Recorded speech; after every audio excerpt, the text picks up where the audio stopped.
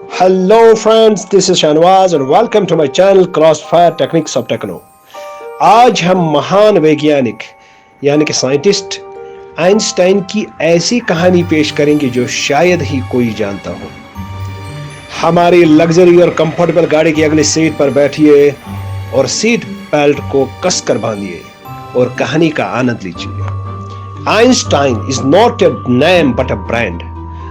असल में अल्बर्ट इसका नाम था और 1879 में इसका जन्म हुआ। बहुत कम लोग जानते हैं कि अल्बर्ट आइंस्टाइन एक म्यूजिशियन यानी संगीतकार था। उसने अपने संगीत भी कंपोज किया था। अपने जमाने का मशहूर वायलिनिस्ट था यानी कि वायलिन बजाने वाला था। उसकी मशहूर कंपोजिशन जिसे मोजार्ट कहते हैं उस जमाने में बहुत मशहूर हुई। आइंस्टाइन ने एयरक्राफ्ट के लिए नए विंग्स भी डिजाइन कर दिए थे, लेकिन उस दौर के सक्षम और माहिर वैज्ञानिक ने इस डिजाइन को रद्द कर दिया और इस डिजाइन को इम्प्रॉपर डिजाइन कह दिया। आइंस्टाइन जर्मन बेस्ड यहूदी सिटीजन था, इसलिए नाजीज के डर से आइंस्टाइन ने जर्मनी छोड़कर यूएस का सफर किया। अनोखी बात यह हुई, नाजी गवर्नमेंट ने इसकी थ्योरी ऑफ रिलेटिविटी E=mc² को यहूदी बेकार साइंस कहकर चला दिया। एडोल्फ हिटलर ने आइंस्टाइन को कत्ल करने और उसका सर लाने वाले पर इनाम रखा और साथ ही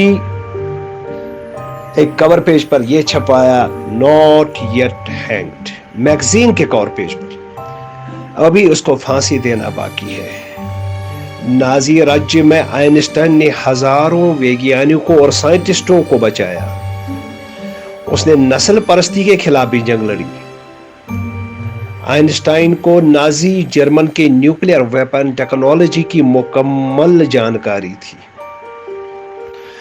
चूंकि आइंस्टाइन ये जानता था कि जर्मनी में हिटलर ने लाखों और करोड़ों यहूदियों को कत्ल कर दिया है और एडोल्फ हिटलर जो नाजीज का एक एम्परर था जर्मन में, तो उसको यहूदियों से इतनी नफरत थी कि उसने न तो बूढ़ों को छोड़ा, न बच्चों को छोड़ा और ना ही उसने औरतों को छोड़ा। इसलिए उसने उस सारे डिजाइन के बारे में अमेरिका को इतला दे दी, अमेरिका के प्रेसिडेंट को इतला दे दी। आइंस्टाइन ने एक खत लिखा जो कि उसने प्रेसिडेंट के नाम पे खत लिखा था कि हिटलर की पॉलिसी जो सेकेंड वर्ल्ड वॉर की तैयारी में हो रही है उसमें उसने एक ऐसे न्यूक्लियर वेपन टेक्नोलॉजी को तरतीब दिया है जिससे वो अमेरिका को खत्म करना चाहता है। अमेरिका ने उसी डिजाइन को अपग्रेड करके मैनहट्टन प्रोजेक्ट तैयार किया, जिसे अमेरिका ने विश्व की दौड़ में प्रथम स्थान प्राप्त किया, यानी कि पूरी दुनिया की दौड़ में पहला पोजीशन उसने हासिल किया।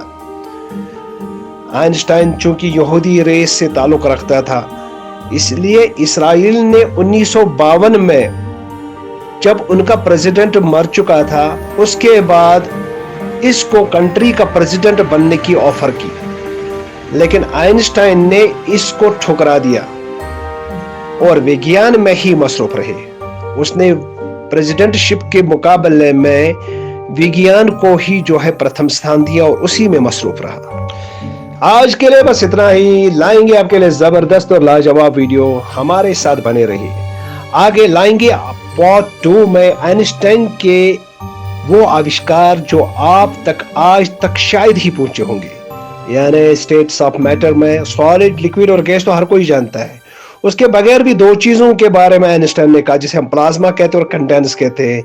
अगर सॉलिड एक मजबूत चीज होती है, लिक्विड एक पानी वाला चीज और गैस जो हवा में चलता है, तो इसके बगैर दो कौन सी चीज है जो क्या हमें वो दिखाई देती है, इसके बारे में आइंस्टाइन ने पता लगाया था और इस चीज को डिस्कवर किया था। और दूसरी चीज जिसको हम थ्योरी ऑफ रिलेटिविटी कहते हैं, इसके बारे में रॉबर्ट मिल्टन ने उसके खिलाफ 9 साल मेहनत करके थ्योरी पर काम किया, इसी थ्योरी पर, इसको गलत साबित करने के लिए। और इन 9 सालों की मेहनत पर रॉबर्ट मिल्टन को अगर नोबेल प्राइज मिला तो क्या आइंस्टाइन की थ्योरी ऑफ रिलेटिविटी नाकाम साबित हुई? इसके बारे में बात करेंगे अगली वीडियो में। हमारे साथ बनिए रहे। Okay, all the best.